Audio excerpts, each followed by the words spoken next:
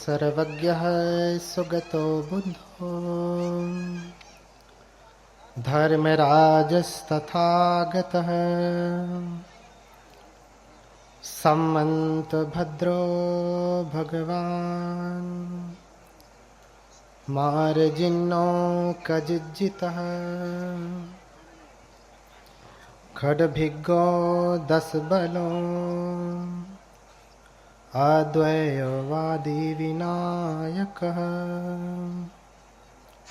मुनीन्द्रः श्रीगणः शास्ता मुनिशाक्य मुनिनिस्तुयः सहसाक्यसिंहः सर्वार्थसिद्धः सौधो दानिश्वसः गौतमर्वाकबन्धुस्य मायादेवी सुतस्य सह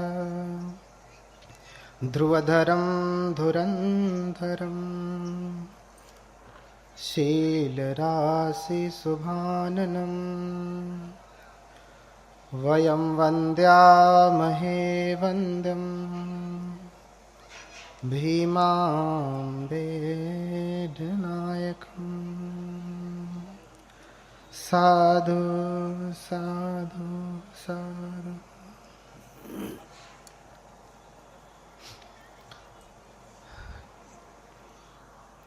करुणा के महासागर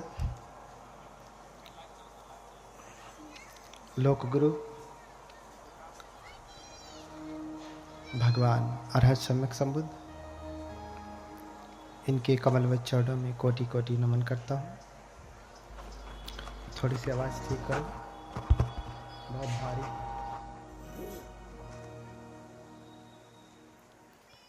तत्पश्चात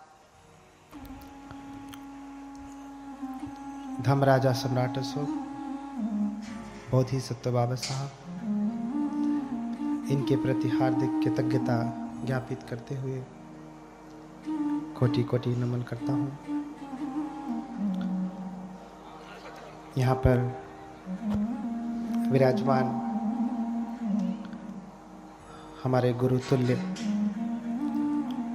परम पूज्य भंते आर्यवंश, इनके चरणों की वंदना करते हुए उपस्थित भिक्षु संघ तथा आप सभी धम्म के प्रति श्रद्धावान उपासक उपासिकाएं जो कल से कथा सुन रहे हैं, कुछ नए लोग भी हैं, कुछ पुराने भी हैं जो कल सुन चुके हैं।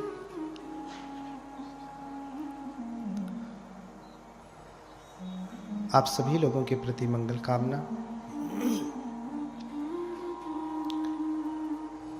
कल हम लोगों ने जो प्रसंग सुना,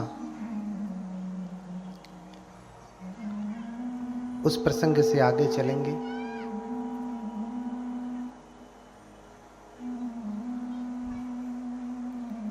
कि माता महामाया स्वप्न देखती हैं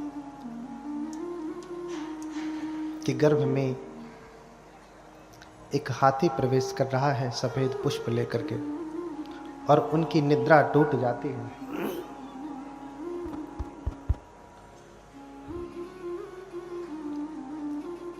और फिर स्वप्न में ताओं को बुलाया जाता है, 108 ज्ञानी ब्राह्मणों को, और फिर 8 लोग उसमें से स्वप्न की व्याख्या करते हैं। कौंडिन्य सबसे छोटे होते हैं, 8 में 7 ब्राह्मण 2 बातें कहते हैं। राजा भवि चक्रवर्ती बुद्धो अथ लोकोत्तमः, राजा होंगे चक्रवर्ती या फिर बुद्ध होंगे।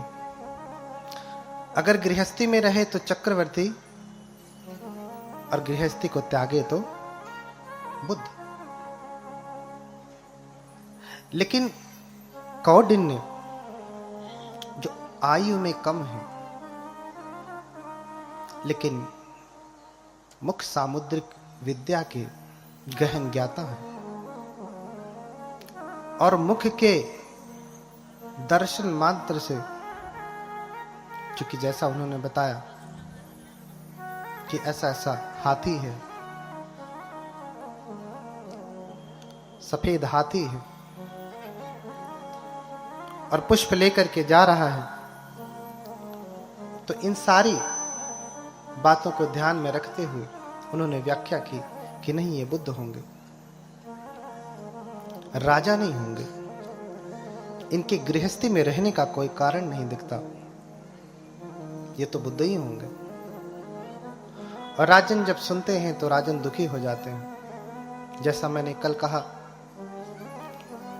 कि कोई ये नहीं चाहता कि उसका बेटा भिक्षु बने, सन्यासी बने, प्रवज्जित हो। कोई चाहता है क्या? घर में भले ही बदमाश हो जाए, दिन भर मोबाइल पकड़े रहे, शराबी हो जाए, जुआरी हो जाए, गाली गलौज करने वाला हो जाए, दूसरों की हत्या करने वाला हो जाए, व्यभिचारी हो जाए, मां को मारे, पिता को मारे, पत्नी को मारे, आस पड़ोस में सदैव झगड़ा करता रहे, ये सब ठीक है। लेकिन बेटा सन्यासी हो जाए, भिक्षु हो जाए, प्रवज्जित हो जाए, ये ठीक नहीं है। इसलिए राजा को भी ठीक नहीं लगा। ऐसी मानसिकता आज भी है, पहले भी थी। क्योंकि सन्यासी हो जाएगा तो धर्मोपदेश करेगा, लोग प्रणाम करेंगे, ये ठीक नहीं। शराबी भी होगा, शराब पिएगा तो ये ठीक है, इससे कुल का नाम रोशन होगा। कितने लोग हैं जो गर्व से कह सकते हैं कि मेरा पुत्र कुल का रोशन है, कुल का दीपक है, कह सकते हैं? 100 में एक आध कोई होगा, 100 में एक आध कोई होगा। तो स्वप्न की व्याख्या हो गई। राजा ने 7 ब्राह्मणों का बड़ा सत्कार किया, किंतु कौंडिन्य का सत्कार नहीं किया। क्योंकि सही कहने वाला, सत्य बोलने वाला किसी को प्रिय नहीं लगता, किसी को अच्छा नहीं लगता, कड़वा लगता है, लोगों को बुरा लग जाता है। लोग कहते हैं सच कड़वा होता है। कड़वा होता है क्या? सत्य कड़वा होता है क्या? नहीं होता। बोलिए भगवान बुद्ध की। देखिए माता जी ने कहा कि सत्य कड़वा होता है। आप एक स्त्री हैं, ये सत्य है कि नहीं? कड़वा लगा क्या? लगा? हाँ? आप एक पुरुष हैं, पुरुष ही है ना, सत्य है ना? कड़वा लगा क्या? सूरज पूरब से निकलता है, सत्य है ना? कड़वा लगा? झंझना गया शरीर पूरा। हाँ? सत्य कड़वा नहीं होता। हाँ? सत्य कड़वा नहीं होता। न सत्यम कटु विदु। सत्य कड़वा नहीं होता। हाँ? सत्य तो परम मीठा होता है, सच्चन सुस्वादु। सत्य तो परम स्वादिष्ट होता है, उसके जैसा स्वादिष्ट कुछ नहीं होता। लेकिन कड़वा क्यों लगता है? अब प्रश्न भी है, अगर स्वादिष्ट है तो कड़वा क्यों लगता है? कड़वा इसलिए लगता है कि हम झूठ में ज्यादा जिए होते हैं, इसलिए सच कड़वा लगता है। भरोसा नहीं होता। 4 लोग रोज प्रशंसा करें, अरे तू तो बड़ा सुंदर, बड़ा सुंदर, बड़ा सुंदर। कोई ईमानदार आदमी कह दिया, अरे तू तो बंदर जैसा लगता, बस लग गया कड़वा। सच में बंदर ही तो था। तो कड़वा लग गया। क्यों? क्योंकि आज तक सुनता आ रहा है कि मैं तो सुंदर, तो धारणा बना लिया कि क्या सत्य क्या है कि मैं सुंदर हूं। लेकिन जब किसी ने सत्य का दर्शन कराया सच में, तो उसे बुरा लग गया। तो सत्य कभी कड़वा नहीं होता ना है। सत्यम कटु, सत्य कभी भी कड़वा सच्चन से स्वादु, सत्य तो परम स्वादिष्ट होता है। हम झूठ में इतना जिए होते हैं कि कड़वा लगता है। कौंडिन्य ने सत्य बोल लिया तो राजा ने आतिथ्य नहीं किया, ऐसे ही खाली हाथ आया, खाली हाथ गया।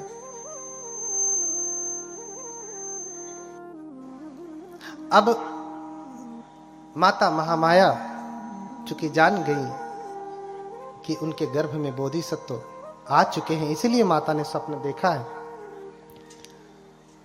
तो जैसे कोई दीपक तेल से भरा हो, अगर आपको हाथ में दे दिया जाए, कोई दीपक हो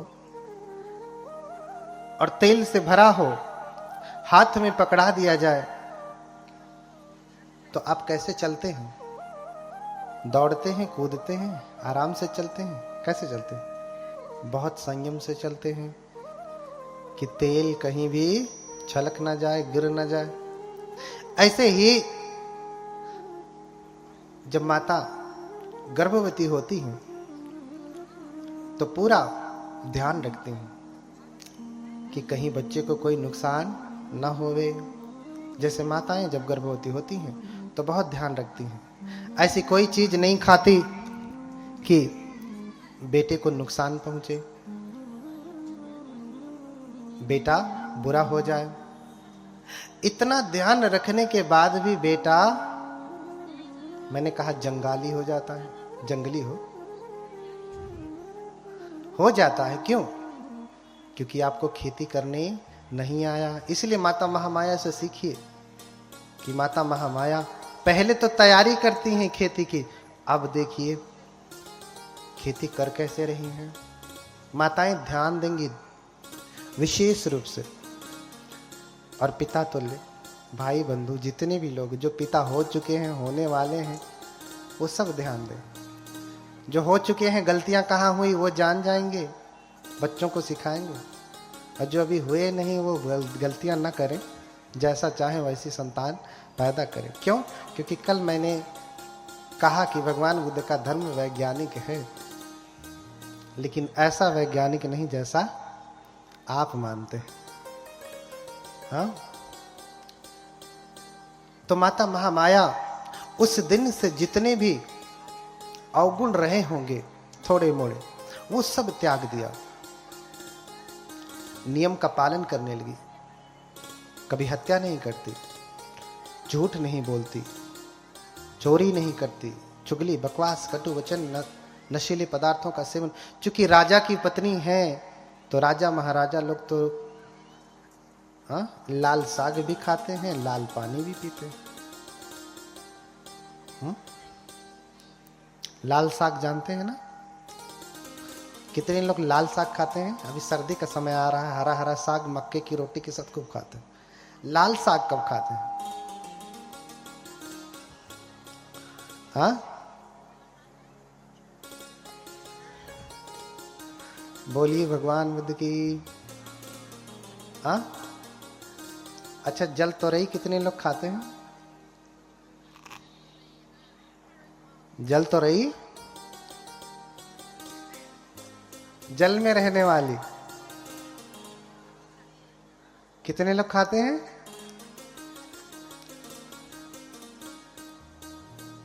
अब चूंकि रानी है तो कभी कभार खाती ही रही होंगी।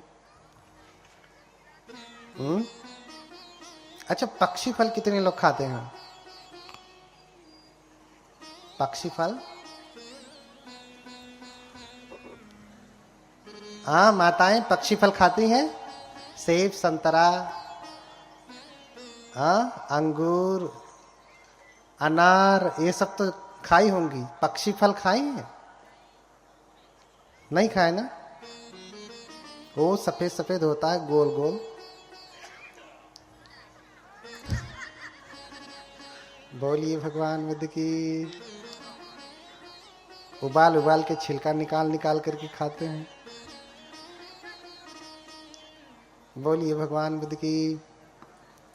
अच्छा, धरती ढकेल खाते हैं?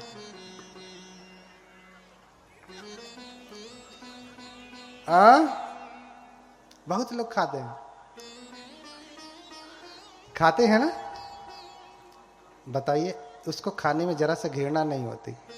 हाथ में गंदगी लग जाए तो 50 बार हैंड वॉश से धुलेंगे, और गंदगी खाने वाले को बड़े चाव से खाते हैं। तो जब से माता महामाया गर्भवती हुई तब से सारा त्याग दिया। तो प्राणतिपाता का अर्थ ही होता है कि मैं हत्या नहीं करूंगा, किसी जीव की हत्या नहीं करूंगा। और जब हत्या करने के लिए पहले ही भगवान रोक रहे हैं तो भगवान कहेंगे कि मांस खाओ, मांस बिना हत्या के आएगा? कुछ लोग कह सकते हैं आजकल, कल ही मैंने व्याख्या की, वैज्ञानिक कारण होगा तो खाएंगे ही।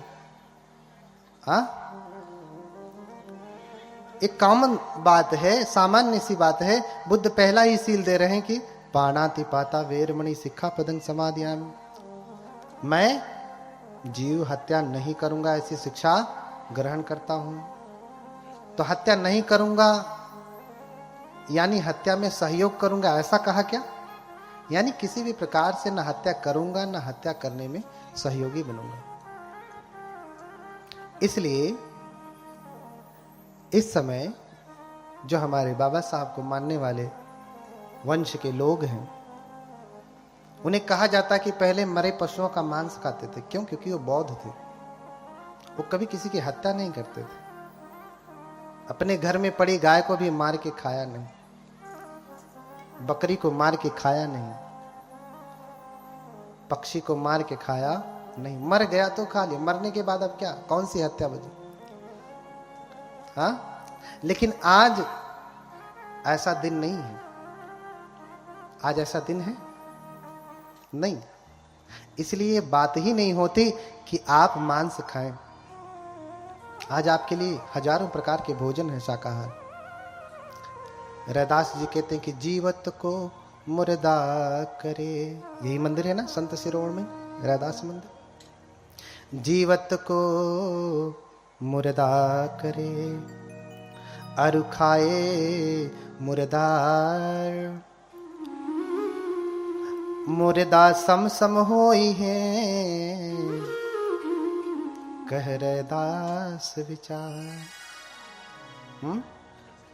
कहते हैं कि पहले जिंदा को मुर्दा करते हैं और फिर मुर्दा को खाते हैं। अच्छा, अब आप जाने अनजाने में आपके घर में हर दिन मुर्दा पकता है? नहीं पकता।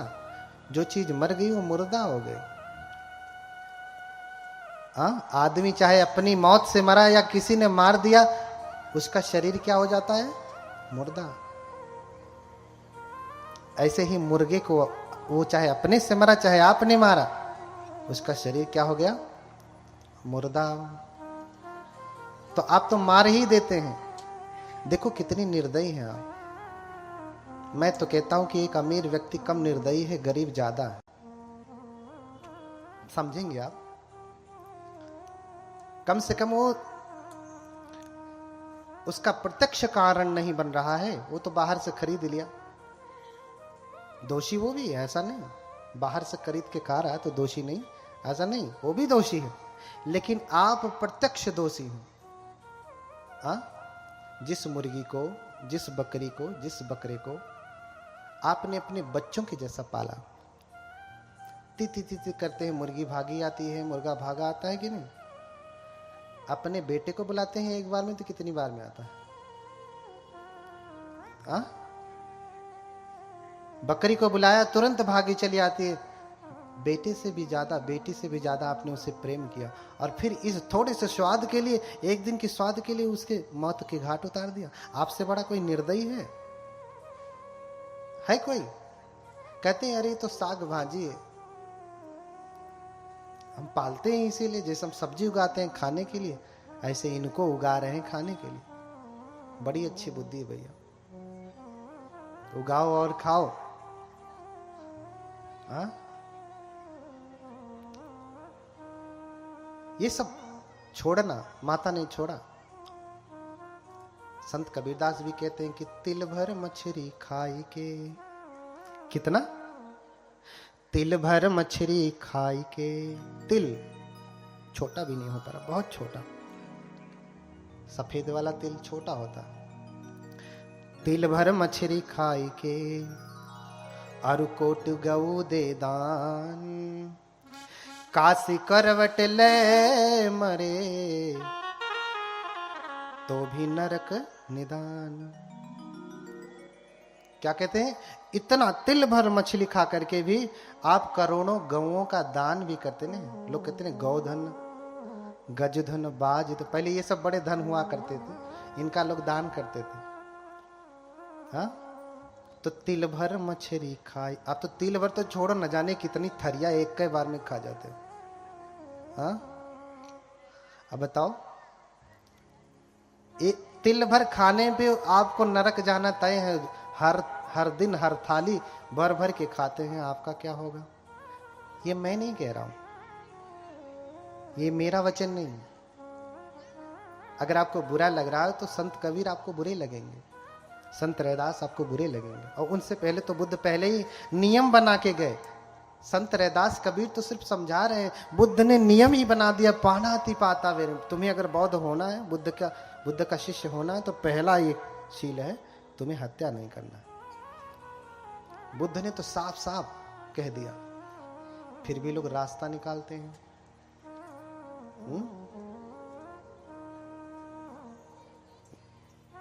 तो भी रास्ता निकालते हैं। तो जिसको नरक में जाना है वो मछली खाए, मांस खाए, जीवित को मुर्दा करे और फिर मुर्दा खाए। संत रैदास के वचन को झूठा माने, बुद्ध के वचन को झूठा माने। जानते हैं जिनका नारा आप लगा रहे थे, जय भीम जय भीम, बोधिसत्व बाबा साहब, उनके गुरु कितने गुरु हैं? कितने? 3 गुरु हैं, फूले, कबीर और बुद्ध। बाबा साहब कौन है? कल हमने बताया, बोधिसत्व हो, भारत रत्न नहीं। भारत रत्न आज तो नाश्ता गाता, उसको भारत रत्न दे। बाबा साहब ये देना भी बहुत, बाबा साहब को छोटा कर देना है। हाँ? बाबा साहब को छोटा कर देना। तो भारत के प्रथम विद्वान, हम तो कहते हैं विश्व के प्रथम विद्वान, उनके गुरु कौन है? संत कबीर हैं। वो कह रहे हैं तिल भर मछली खाए के, मैं नहीं कह रहा। कौन कह रहे हैं? बाबा साहब के गुरु, जिनको आप हृदय से भी ज्यादा मानते हैं, प्राणों से भी अधिक प्रिय आपके लिए जो है, उनके वचन है। और उनको मानने वाले भी वही खाते हैं। तो फिर भैया, कभी कभी मुझे लोग कहते हैं ना बाबा साहब को नहीं मानते। मैंने कहा भैया, जैसे तुम मानते हो वैसे तो मैं नहीं मानता। तो तुम ऐसा ही मानो कि मैं बाबा साहब को नहीं मानता। मैं बाबा साहब को नहीं मानता क्योंकि तुम जैसे मानते हो।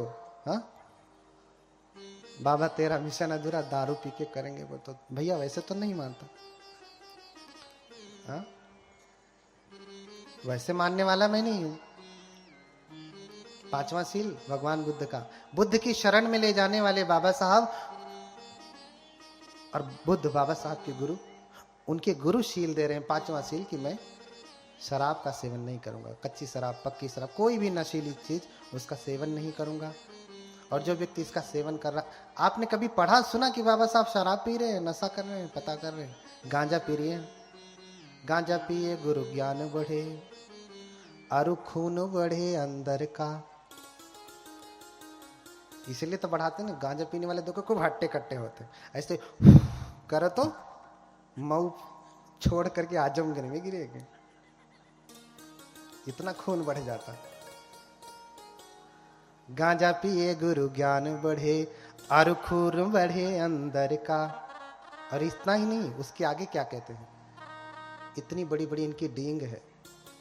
गांजा पिए गुरु ज्ञान बढ़े, अरु खून बढ़े अंदर का, और पी के जब खाली भय मुंह बादशाह सिकंदर का।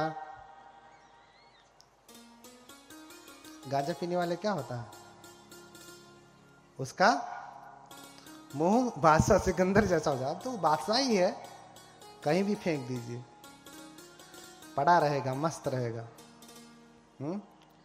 लेकिन ऐसा नहीं, बुद्ध के वचन माने तो कहा जाएगा कि गांजा पिए गुरु ज्ञान घटे, अरु खून घटे अंदर का, और पी के जब खाली भये मुंह देखा जैसे बंदर का। तो जिसको खून बढ़ाना हो वो खून बढ़ाए, जिसको धर्म बनाना है वो धर्म बढ़ाए। खून बढ़ाने वाले ज्यादा मिलेंगे भाई, उसी की ज्यादा जरूरत है, उसी की ज्यादा जरूरत है। अरे आप बाबा साहब के जो है बच्चे हैं, ऐसा क्यों करते हैं? जरा से उनकी गरिमा का ख्याल किया करिए। दूसरा पीता है तो पिए, दूसरा पीता है तो पिए, वो उस कुल का नहीं है, वो उस कुल का नहीं है। आप जिस कुल के हैं, क्या वो ऐसा करते हैं? नहीं। बस इतनी सी बात आपके लिए पर्याप्त होनी चाहिए। माता ने सब कुछ छोड़ दिया, हत्या करना छोड़ दिया, हत्या से संबंधित सब कुछ छोड़ दिया। हमारे सभी बनते लोग शुद्ध शाकाहारी हैं। शुद्ध शाकाहारी जानते हैं? बोलिए भगवान बुद्ध की। शुद्ध शाकाहारी जानते हैं? शाकाहारी है ना, शाक का आहारी, भोजन करने वाला। शाकाहार, शाक का आहार, ठीक है। शाक यानी शाक सब्जी, हाँ, मूली, भिंडी, करेला, पालक, गोभी, ये सब क्या है? शाक है। आजकल सरसों का साग आ रहा है। तो आप सभी शाकाहारी हैं ना? दूध नहीं खाते हो? दूध तो शाकाहारी ना। दूध खाते हैं? कितने लोग दूध खाते हैं? ऐसा कोई होगा ही नहीं जो दूध नहीं खाता हो। किसी को एलर्जी हो गई होगी तो बात अलग है।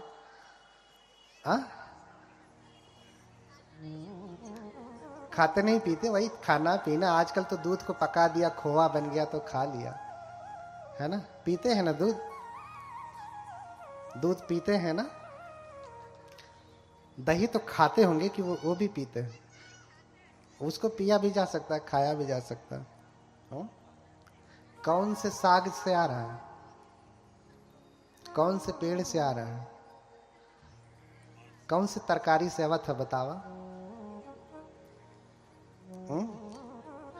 और ठीक है, मैं उसे बुरा नहीं कहता, आप वो दूध खाएं। लेकिन पहले जब कोई दूध खाता था तो अपने घर में गाय रखता था, भैंस रखता था, उसे अपने घर के सदस्य जैसा प्रेम करता था, पालन पोषण करता था, नहलाता था, धुलाता था, प्यार करता था, बीमार होने पे दवाई करता था। बछड़ा हो चाहे बछड़ी हो, अगर बछड़ा हो गया तो उसे भगाता नहीं था। भैंस भैंसा होता है ना, पनिया पड़वा,